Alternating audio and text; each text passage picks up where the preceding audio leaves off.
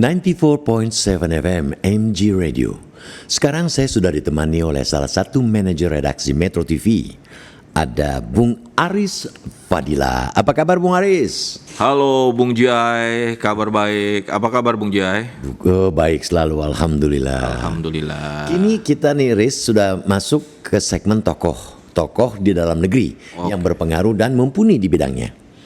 Dan hari ini kita akan menyapa sosok legenda bulu tangkis Indonesia, juara dunia tunggal putra di tahun 1983. Siapa lagi nih Bung Aris kalau bukan Icuk Sugiarto. Halo Mas Icuk, apa kabar Mas Icuk? Baik, selamat malam.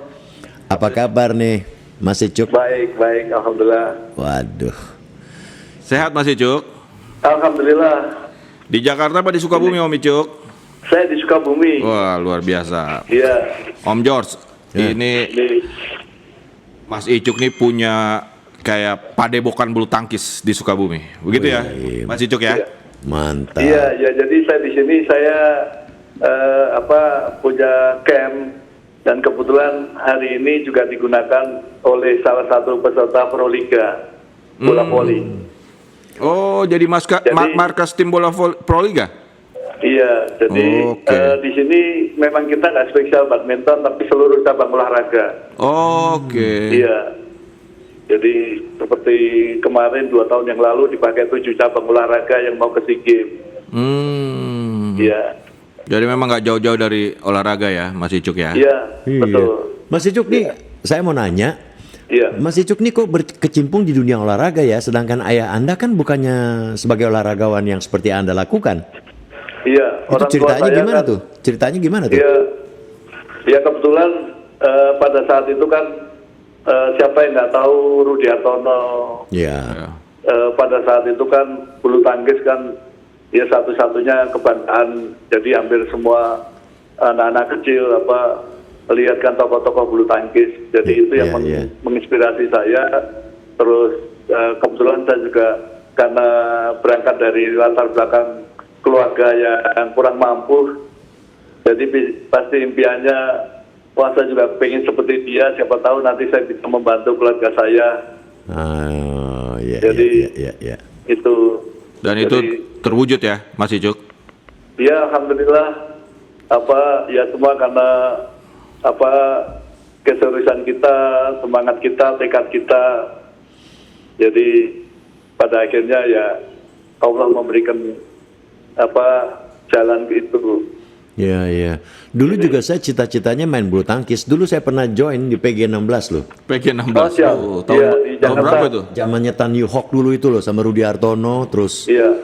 Itu saya pernah masuk PG 16, tapi ternyata memang bukannya badminton itu kan. Iya. Itu saya berhenti main badminton 2 tahun yang lalu deh. 2 tahun lalu. 2 tahun lalu saya berhenti karena udah nggak kuat, biasa. Cok, umur. Kalau Mas Icuk itu mulai dari umur berapa Mas Icuk ya? Dan gimana ceritanya tuh gimana Mas Icuk? Siapa yang menemukan bakat seorang Icuk Sugiarto?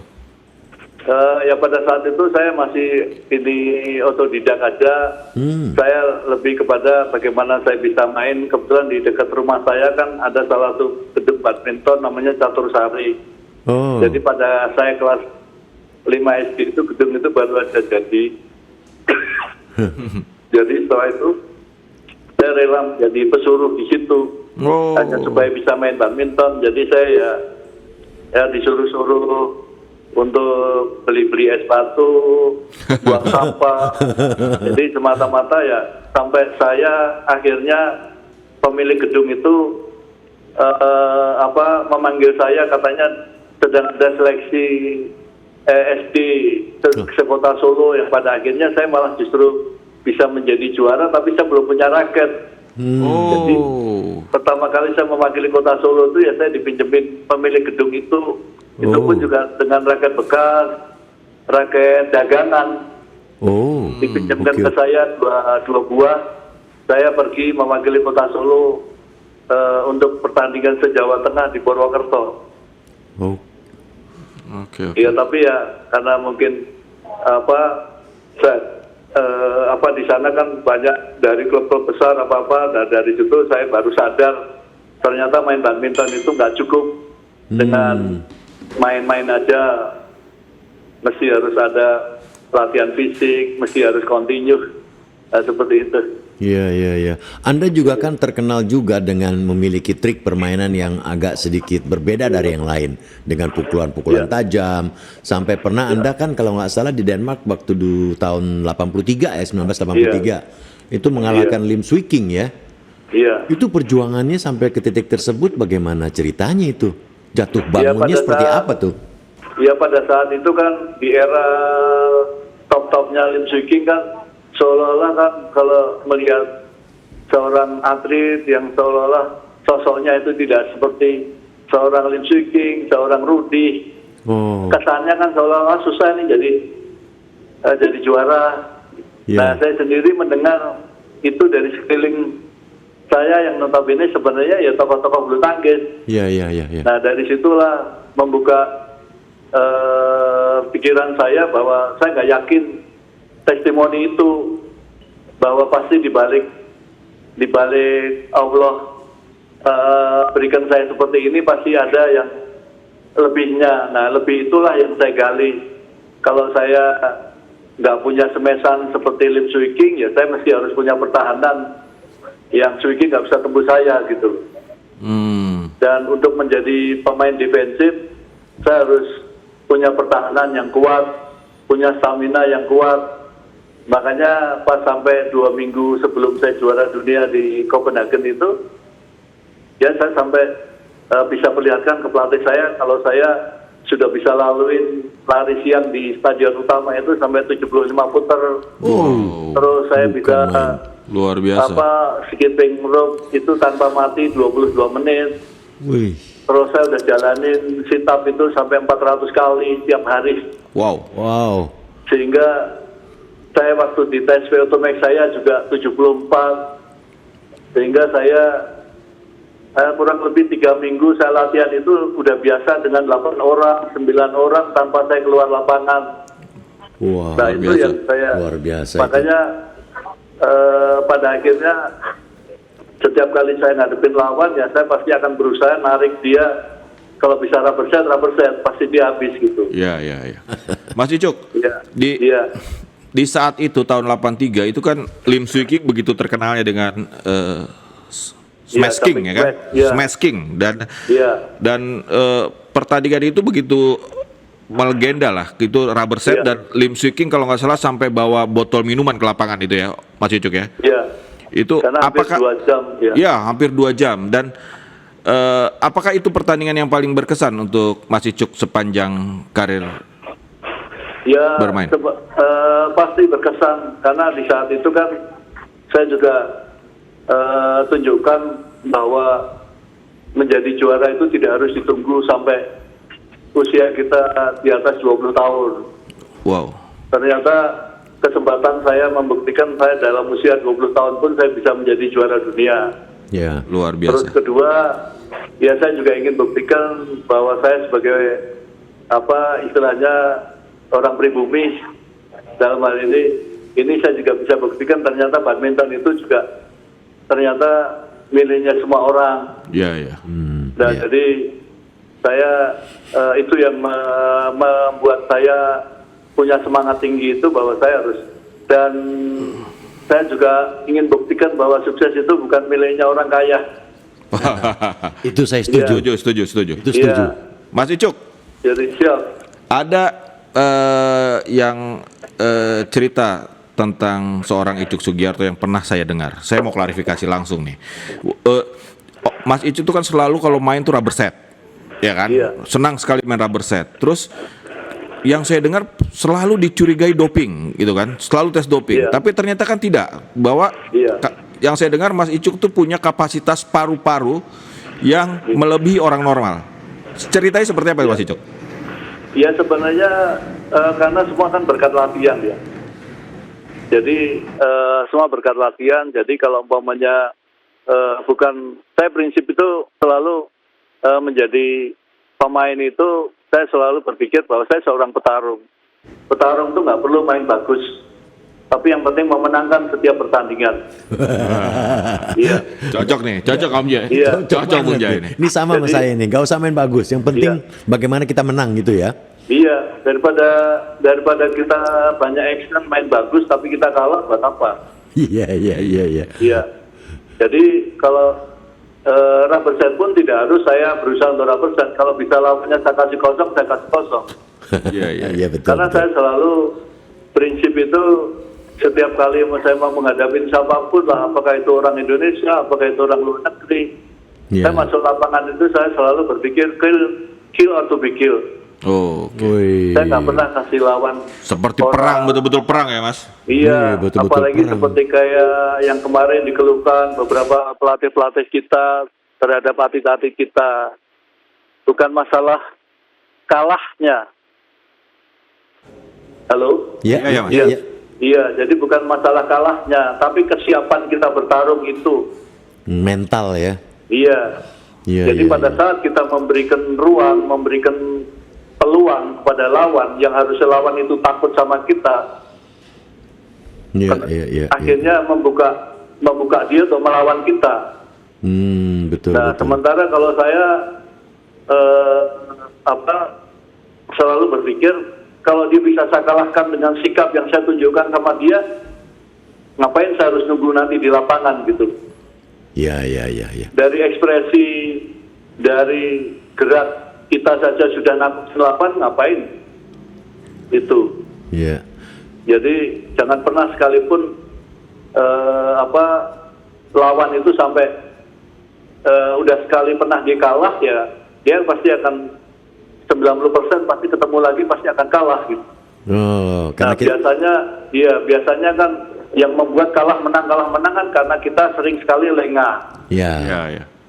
memberi ruang peluang pada lawan untuk berani. Iya. Iya. Intinya sih jangan buang-buang bola lah kalau main. Iya.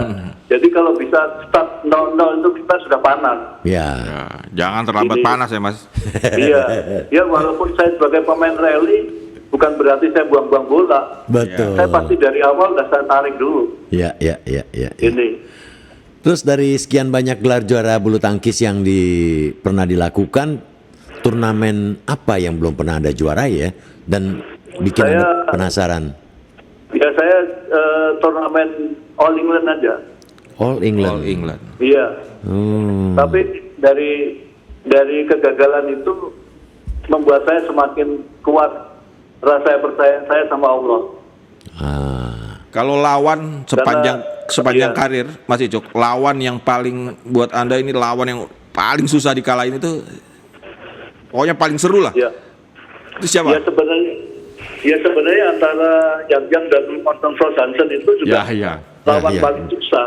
Morten Cuman kan Frost, ya. karena saya banyak menang sama Morten Frost-Hansen sehingga image masyarakat seolah-olah kalau saya ngadepin Morten Frost itu seolah-olah gampang dan pasti menang. Harus menang gitu ya. Padahal setiap kali saya Itu habis dia selesai- Mas Icuk. Iya, habis selesai main itu pinggang saya rasanya mau patah. Itu Iya. biasanya kan kalau orang Indonesia, penonton Indonesia, penggemar Iya. bulu tangkis Indonesia pasti tuh kayaknya harus menang aja lawan siapapun ya Mas Icuk ya. Iya, makanya kalau Itu jadi beban juga ya. betul kalau kalau sudah berani terjun di bulu tangkis, ya risikonya itu. bulu Nggak tangkis boleh itu- kalah. Iya, karena bulu tangkis itu tidak mengenal nomor 2. Iya. Betul. Betul. Jadi kalau nomor 2 itu dianggap kalah. Iya. Itulah bulu tangkis sementara- di Indonesia. Iya, cabur-cabur yang lain kadang-kadang nomor 3 aja sudah dilulukan kan. Iya. Kalau bulu tangkis nggak boleh. Bulu tangkis Iya, harus nomor kalau 1. bulu tangkis itu. Makanya kita juga sama seperti saya setelah saya berhenti, saya terjun jadi pembina, ya di kepala saya pasti saya harus bisa melahirkan orang-orang ini harus jadi pemain internasional. Enggak, kalau hanya teman golnya hanya juara-juara nasional atau sirkuit nasional itu ya saya anggap bukan kelas saya gitu. Belut. Benar. Iya, makanya kalau mau ikut sama saya ya jangan kaget kalau kadang-kadang kan saya terapin latihan yang porsinya di atas rata-rata. Iya. Karena untuk menuju pemain dunia ya harus harus lewatin itu gitu. Betul. Ini. Nah, Mas Icuk, kalau Mas Icuk melihat bulu tangkis Indonesia sekarang, kemarin baru juara Piala Thomas ya. Padahal kan kalau kita lihat komposisi pemain sebenarnya bukan yang terbaik lah ya, tapi bisa juara Piala Thomas. Bagaimana Mas Icuk melihat bulu tangkis Indonesia sekarang? Karena kalau dilihat dari secara umum kekuatan, walaupun dianggap ini bukan kekuatan luar biasa, tetapi kita lebih diuntungkan kekuatan kita merata. Ya, dan juga diuntungkan dari menurunnya kekuatan dari beberapa negara. Oh. Jadi seperti seperti Denmark, dia hanya andalkan beberapa nomor. Nah, terus di Cina boleh dikatakan juga andalan di tunggal juga tidak semuanya kuat-kuat. Di gandanya juga masih di bawah Indonesia. Nah, terus Malaysia sendiri juga hanya mengandalkan satu tunggal putra dan juga di ganda, tapi gandanya juga nggak terlalu ini. Jadi dari kekuatan-kekuatan seperti itu pada akhirnya dengan kita punya Ginting, punya Jonathan, terus kita punya double putra yang kuat-kuat, malah kita punya tiga ganda putra kuat-kuat. Nah, sehingga untuk kita mencuri setiap itu tiga angka itu, kita selalu punya peluang ini. Tetapi makanya kalau dulu kan kalau kita juara kan kita udah menggambarkan betapa kita paling kuat. Nah, tetapi kan ternyata kan setelah kita habis raih Piala Thomas kan kita mengalami kegagalan beberapa turnamen. Betul. Hati-hati kita. Nah, itu kan menggambarkan betapa kita masih harus memperbaiki diri lagi. Ternyata secara individu beberapa pemain-pemain dari beberapa negara masih di atas kita. Iya. Mas Icuk, ini saya mau nanya nih, zaman waktu Mas Icuk lagi berjaya-jayanya kan pasti itu kita flashback sedikit nih. Mengenai almarhumah Ferawati Fajrin. Iya. Apakah Mas Icuk pernah bertemu ataupun seperti apa sosok Ferawati Fajrin di mata seorang Icuk Sugiarto? Satu angkatan ya Mas? Enggak ya? Dia angkatan di atas saya. Oh. Dia seorang senior yang memang perlu diteladani, tekad, terus jiwa sebagai seorang juara.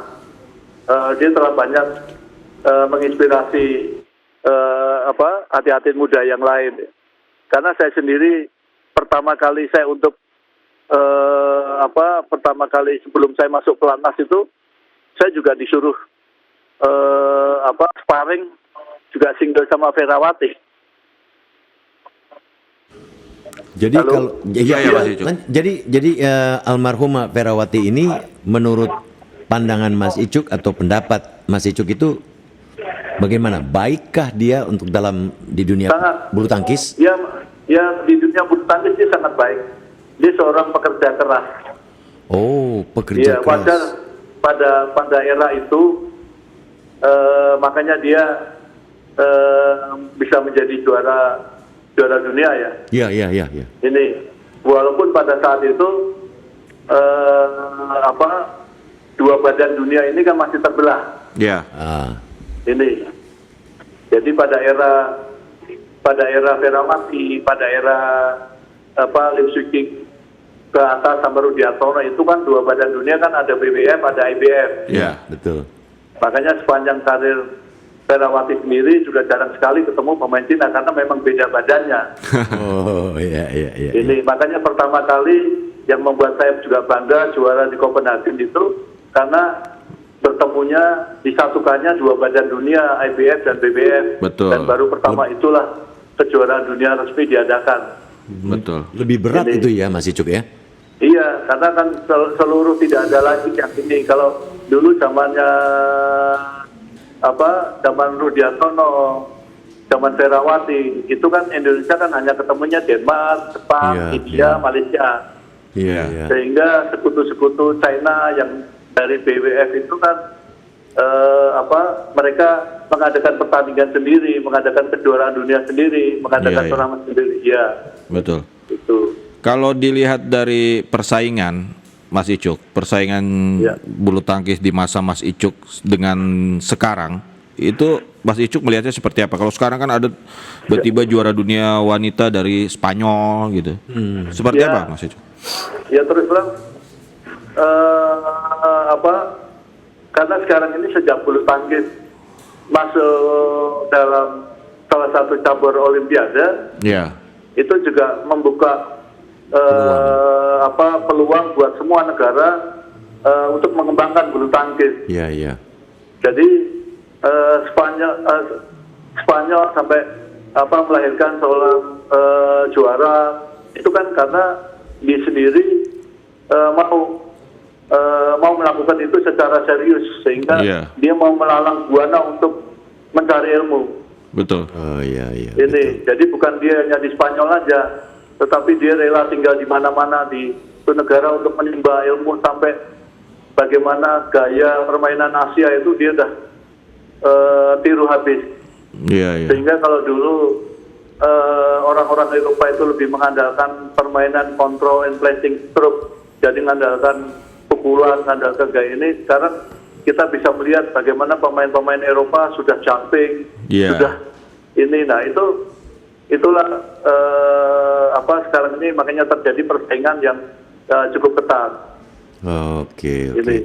Mas Icuk, kita akan break dulu nih untuk mengikuti headline. Kita nanti kita bicara mengenai anak sampean ini, Tommy dan Fauza ini.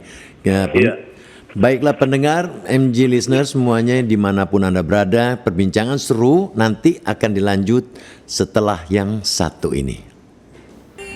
MG listeners, you still listening to MG Radio Network 94.7 FM with me, GI, and my colleague Aris Padilla. Bukan main, memang suaranya mengerikan. Kita masih berbincang dengan legenda bulu tangkis Indonesia, Mas Icuk. Bagaimana Mas Icuk nih? Coba cerita sedikit dong tentang Tommy dan Fauza. Bagaimana sih beliau ini bisa menjadi mengikuti jejak Anda sebagai pemain bulu tangkis gitu. Betul. Ini keinginan mereka sendiri atau dipaksa oleh Mas Icuk? Pertama memang keduanya memang keinginan sendiri ya.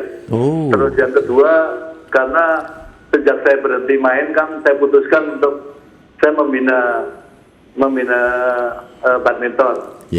Sehingga saya sehari-hari kedua anak saya ini dari kecil, dari usia 5-6 tahun sudah biasa di lapangan, sudah bergaul dengan mereka.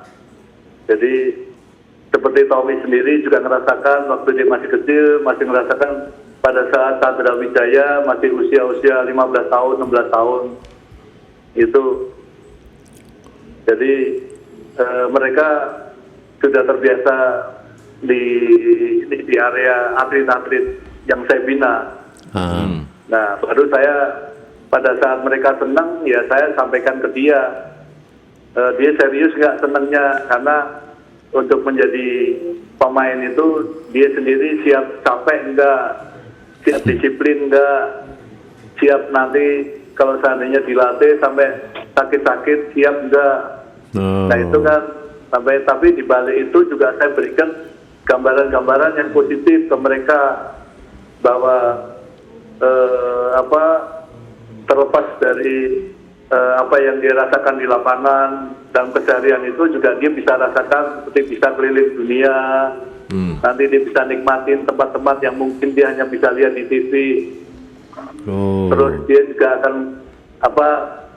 punya kebanggaan bisa mewakili negara. Nah itu saya berikan itu supaya ada keseimbangan ini. Karena kalau tidak itu biasanya anak-anak kecil itu senangnya awal-awal aja, nanti belakangan terus ngambek, terus nggak mau latihan seolah-olah karena dia dipaksain sama papa, dipaksain sama mama, padahal dia nggak suka itu.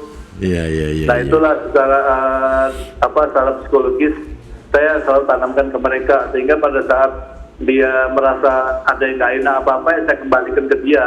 Oh, oke. Dan itu pilihan kamu, mesti harus komit. Jadi makanya kadang-kadang walaupun saya melatih anak sendiri pun juga kadang-kadang bisa membuat dia nangis. Oh. Iya, karena nggak ada pilihan lain. Karena kan dia sendiri kan kepingin mau jadi pemain dunia. Betul. Sehingga dari kecil udah saya tanamkan basic yang memang pada saat nanti dia memasukin usia-usia tertentu, dia udah siap untuk berkompetisi. Iya, betul. Karena kalau seandainya ada pilihan nanti latihan ringan, masa saya tega nyiksa anak saya. jadi selalu saya sampaikan ini sama mamahnya, maksudnya jangan nanti di ini, kasih aja pengertian yang positif supaya begitu ya. Ini jadi suka dan dukanya juga sudah diberikan ya di awal-awal ya. Iya, sampai saya sendiri sampai pada usia-usia tertentu juga dia berangkat dari rumah juga dengan jalan kaki atau naik sepeda, itu supaya dia biarlah susah. Karena kalau dia terbiasa susah, nanti dia ngadepin pertarungan yang memang dia harus jatuh bangun itu, dia nggak cengeng. Tapi kalau dari muda sudah saya biasakan semuanya sudah serba enak, nanti dia akan menjadi pribadi yang nggak mau bertarung. Makanya Tommy sama adiknya juga nggak pernah ada penasaran mau pakai mobil saya atau mau pakai mobil mamanya. Ini nggak ada ini, sampai saya berikan pengertian, rasanya kamu akan bangga kalau mobil yang kamu kendarain ini dari hasil keringat kamu sendiri. Oh, ya. Hebat, luar Jadi biasa. itu yang saya ini, karena semua anak saya punya anak 3. Saya sudah dari mereka pada saat sudah bisa memahami saya, lalu saya dorong untuk memanfaatkan waktu dengan sebaik-baiknya, kesempatan dengan sebaik-baiknya. Jangan pernah berpikir bahwa karena orang tua ini bisa sewaktu-waktu nggak ada. Oh iya, betul. Harus bisa berdiri sendiri ya. Iya, jadi saya biasakan kalau seandainya kamu kehilangan orang tua, kamu sudah survive dengan bekal yang sudah kamu miliki. Oh iya, jadi, betul. Itu yang saya ajarkan di dalam ini. Makanya anak saya walaupun tidak di olahraga juga saya tekankan untuk itu. Makanya alhamdulillah di studinya sendiri juga alhamdulillah juga cukup baik. Dia bisa mendapatkan beasiswa. Iya. Menurut Mas Icuk, sebagai tunggal putra itu dia baiknya main tunggal putra atau dia sebagai ganda putra ataupun ganda campuran? Menurut Mas Icuk itu yang mana yang cocok buat Tommy ataupun ya, Fauza? Tetap tunggal putra. Tunggal putra ya? Iya, karena kalau tunggal putra itu dia bertanggung jawab atas apa yang dia lakukan. Betul. Kalau kita main ganda putra atau ganda campuran, keberhasilan kita masih ditentukan oleh partner kita. Jadi kadang-kadang kita rasis, nanti partner kita suka-suka dia. Iya. Nah itu juga ini, makanya kenapa saya dulu juga pernah pernah rasakan itu. Saya pernah juara nasional, saya pernah juara PON di ganda putra, saya pernah juara ganda campuran. Tapi kan semuanya kan saya rela untuk meninggalkan itu. Karena saya kadang-kadang kita mati-matian latihan, kadang-kadang partner kita tidur-tiduran. Jadi ini to be or not to be ya? Iya, memang tidak mudah. Jadi kalau ada pemain yang ini, kadang-kadang di lapangan cocok, kadang-kadang di luar lapangan belum tentu. Kebanyakan pasangan ganda tuh sebenarnya tidak cocok di luar lapangan ya, kebanyakan. Saya dengar begitu ya Mas Icuk ya? Betul. Jadi sampai kadang-kadang ada yang sudah juara, kadang-kadang mau besar. Iya. Nanti yang damaikan justru orang luar. Iya. Iya. Jadi sering sekali begitu, makanya paling enak jadi pemain tunggal lah. Iya. Di situ pemain kita tunggal ya. Ya di Jadi situ juga kita mau latihan malam hari, mau latihan apa, nah itulah nanti hasilnya kita yang akan metik sendiri. Iya, betul. Jadi di situ memang kita bisa menentukan apakah kita bisa menjadi pemenang atau menjadi loser. Iya, sebenarnya kan menang kalah itu sebenarnya kan sudah terlihat pada saat dia berlatih. Oh. Jadi pada saat latihan itu kan sudah sebenarnya sedikit menggambarkan kalau dia akan menjadi pemenang atau tidak di latihan itu. Jadi kalau sampai ada pemain bertanya kenapa kok saya belum kalahkan dia. Nah sekarang pertanyaannya, latihan kamu sudah lebih dari dia belum? Iya. Ini. Jadi kalau latihannya masih di bawahnya lawannya, ya jangan tanya kemenangan. Iya. Betul. Mas Icuk, ini soal bulu tangkis. Saya melihat begini, Mas Icuk. Sudah sekian lama bulu tangkis kita di tunggal putri itu kok sulit sekali menemukan pemain-pemain sekelas Susi Susanti lah terakhir, atau Mia Audina terakhir, walaupun akhirnya dia pindah warga negara. Kenapa itu, Mas Icuk ya? Ya karena sekarang kan perkembangan perubahan sekarang ini yang mengakibatkan gaya hidup, gaya keseharian anak-anak muda itu ke bawah. Jadi kalau melihat seorang sosoknya Susi Susanti, melihat sosoknya pemain-pemain dunia, yang ditiru bukan caranya latihannya, yang ditiru gayanya. Gaya Jadi hidupnya. kadang-kadang sering sekali gaya hidupnya. Jadi baru masuk pelatnas saja sudah gayanya kayak pemain dunia. Iya. Jadi itu yang membuat pada akhirnya nggak mau melakukan yang itu latihan-latihan yang memang pada level pemain dunia. Iya. Makanya tadi saya katakan ketinggalannya apa-apa. Nah sekarang tanyakan aja satu persatu atlet putri. Latihannya sudah sehebat latihannya Tsai Su-ying enggak? Latihannya Senta Nehwal tidak, latihannya Sindu tidak, latihannya Rakanov tidak. Iya kan? Iya, Mas. Nah, kalau umpamanya anak-anak ini sudah berlatih seperti mereka, baru itu akan kita bahas. Kenapa? Padahal latihan kita udah selevel mereka, kok masih kalah. Nah, tapi kalau latihannya sendiri masih di bawahnya mereka, ya jawabannya tadi. Ini. Mas Icuk kan saat ini menekuni istilahnya mencari bibit-bibit pemain muda ya di luar pelatnas, di masyarakat. Nah, apakah memang sulit menemukan pemain putri, Mas? Pemain putri memang sulitnya itu kan untuk apalagi yang posturnya bagus-bagus. Betul. Tinggi sedikit milih jadi model, Mas. Betul. Jadi karena dunia ini pada akhirnya bersaing sama talenta-talenta ya tadi yang mau menjadi artis, model. Iya. Kadang-kadang mereka diiming-imingin tidak perlu nunggu lama. Betul. Kalau di badminton kan butuh waktu. Betul. 6-7 tahun baru metik.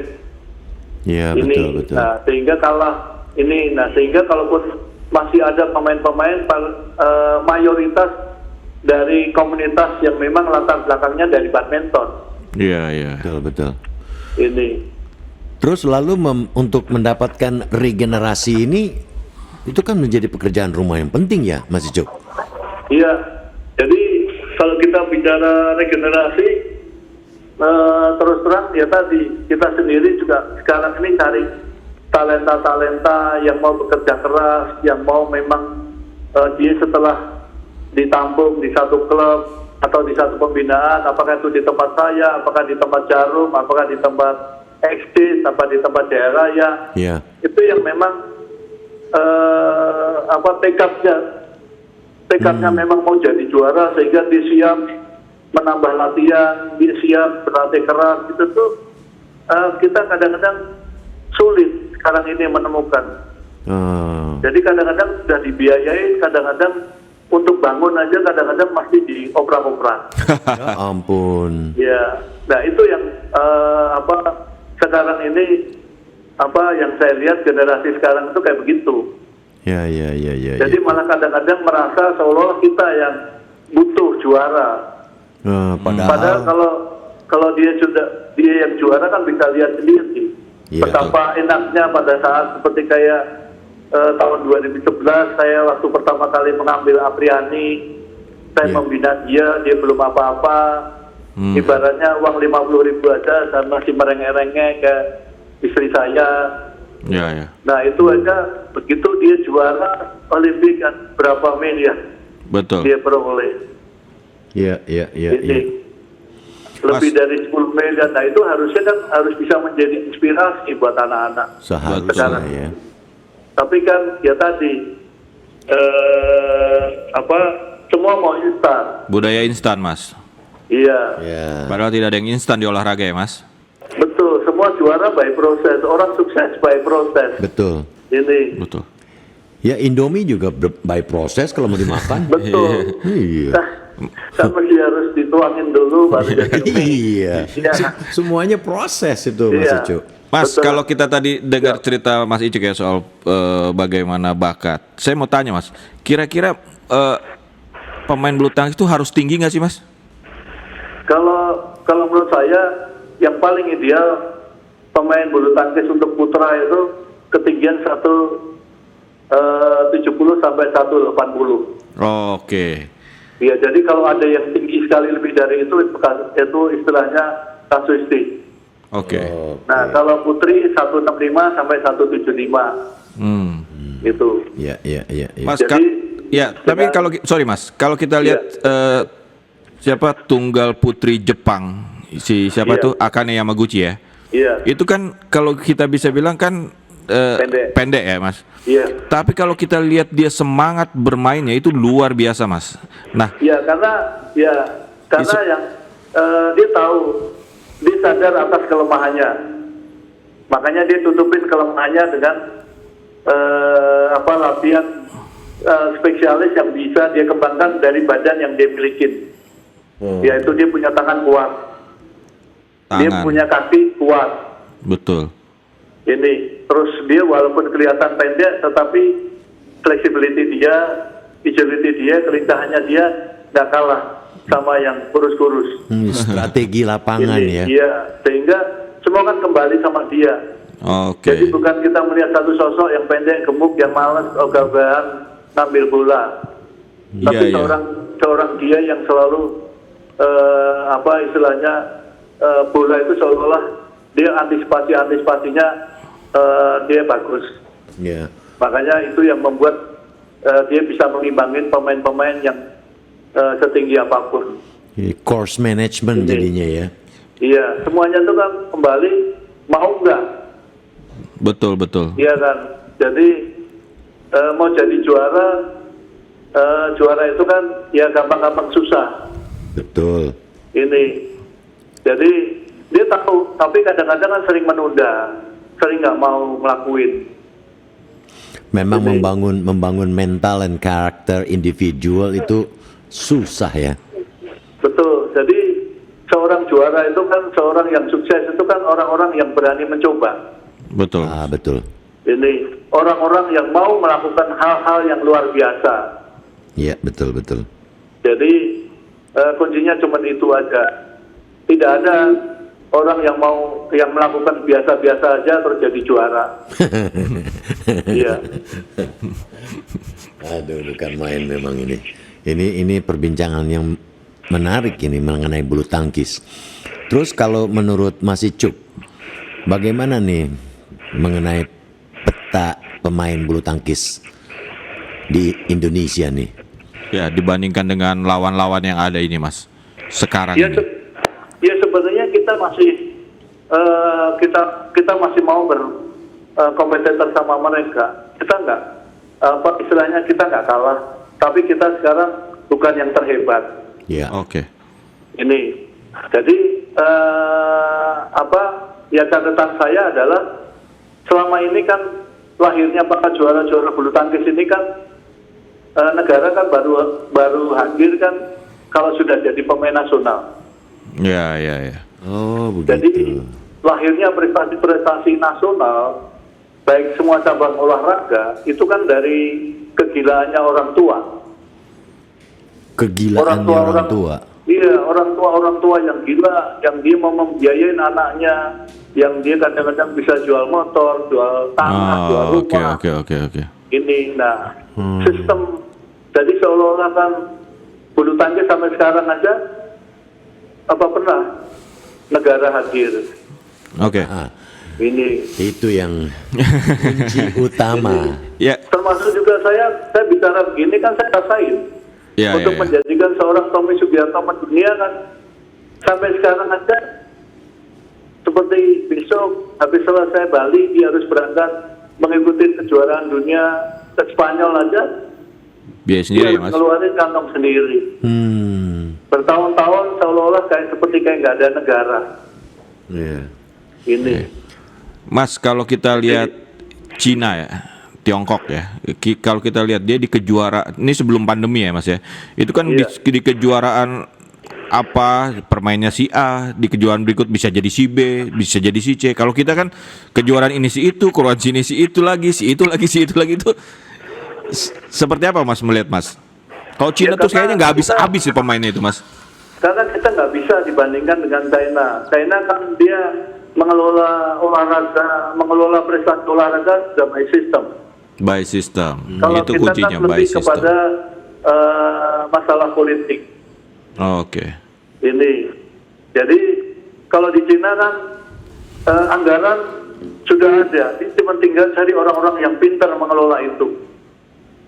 Sehingga semua pemain-pemain hebat tidak ada yang sampai lolos untuk tidak diperhatikan. Kalau kita kan kadang-kadang kalau kita nggak suka sama itu, ya udah sekali bereaksi pun dia harus tinggalkan Indonesia. Jadi kita ini belum ada yang pintar mengelola ya? Iya, karena ya tadi kita kan belum pengelolaan olahraga ini kan belum by system. Okay. Ramenya kan kalau pas lagi Olimpiade menang semua anggota DPR keluar semua, terus semua sampai presiden semua apa-apa semua seolah-olah peduli badminton. Habis sudah sebulan dulu biasa lagi. Treatment dalam mengelola prestasi tadi hampir nggak ada. Kita bisa lihat bagaimana tahun 88 Panahan sudah menyumbangkan medali perak Olimpiade. Iya. Tapi karena tidak ada treatment buat mereka, yang adalah kita kembali lagi dari nol, terus berjuang lagi ini. Dan itu berjuangnya sendiri semuanya, lagi. Iya, hampir semuanya kan istilahnya sistemnya seperti kayak begitu. Iya. Makanya diperlukan orang-orang yang memang tingkat pemahamannya Indonesia itu mau dibawa kemana. Kadang-kadang cabang olahraga yang memerlukan perhatian negara, perlukan perhatian dari uang APBN, kadang-kadang dibiarkan di jalan sendiri. Tapi kadang-kadang yang cabang olahraga, ya prestasinya mungkin tingkat ASEAN aja, nggak apa-apa, para pejabat mati-matian untuk bisa memperjuangkan supaya anggaran itu digelontorkan ke mereka. Jadi kadang-kadang sering saya katakan, sebenarnya kalau kita mau prestasi, tanya aja sama pemerintah sendiri maunya kemana. Iya. Jadi bulu tangkis ini pun juga kayak begitu. Iya. Sebenarnya kalau mau ini ya maunya pemerintah gimana? Karena nggak bisa cabang olahraga jalan sendiri. Iya, betul. Kalau hanya mengandalkan hanya individu 1-2 kan nggak terlalu kuat. Betul Mas. Betul. Negara harus hadir di situ bersama-sama. Iya. Ini makanya supaya nanti mau Olimpiade jangan tiba-tiba kita mengharapkan medali angkat besi harus emas ya, bulu tangkis harus emas ya. Nah tadi untuk juara itu kan by proses inilah yang harus menjadi pertimbangan jangka panjang. Betul. Iya. Baiklah Mas Icuk, terima kasih banyak atas waktunya nih. Kita berbincang, waduh mantap ini. Mas Icuk luar biasa, sehat-sehat selalu Mas Icuk. Ya Mas Aris, terima kasih. Selamat malam, sehat selalu. Amin, terima kasih. Selamat malam. Sang legenda Icuk Sugiarto.